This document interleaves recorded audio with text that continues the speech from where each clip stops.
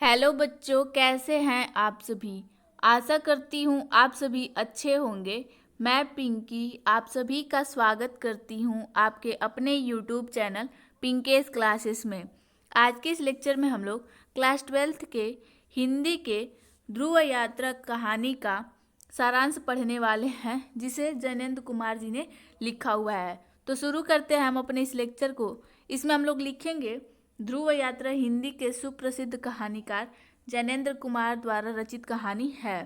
प्रस्तुत कहानी में इन्होंने मानवीय संवेदना को मनोवैज्ञानिक तथा दार्शनिक दृष्टिकोण में समन्वित करके एक नवीन धारा को जन्म दिया और कहानी ध्रुव यात्रा की रचना की। इस कहानी का सारांश निम्नवत है।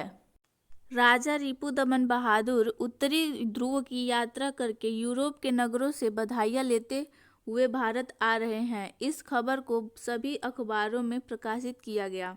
उर्मिला, जो राजा की प्रेमिका और एक बेटे की मां, ने भी इस समाचार को पढ़ा। राजा बम्बई पहुंच वहां न रुककर दिल्ली आ जाते हैं। राजा को अपने से ही शिकायत है, उन्हें नींद नहीं आती है।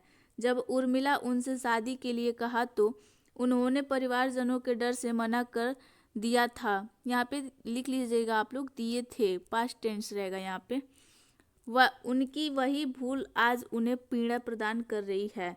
दिल्ली में आकर वे आचार्य मारुति से मिलते हैं, जिनके बारे में यूरोप में बहुत सुन रखा था।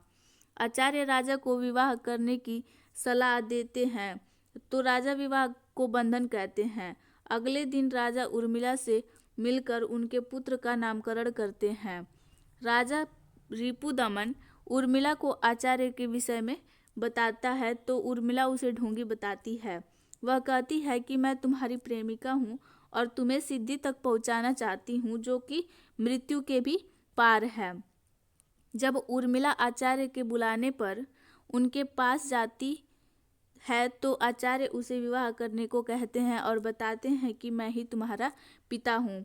इस पर उर्मिला विवाह से मना कर कहती है, इस अभागिन को भूल जाइएगा।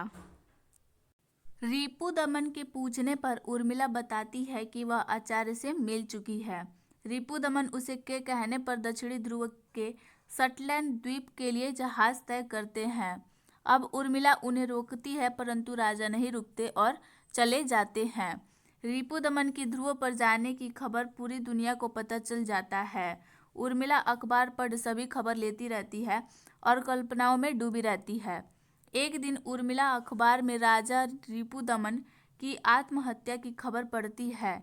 एक पत्र भी छपता है, जिसमें रिपुदमन ने स्वीकार किया था कि उनकी यह यात्रा नितांत व्यक्तिगत थी, जिसे सार्वजनिक किया गया।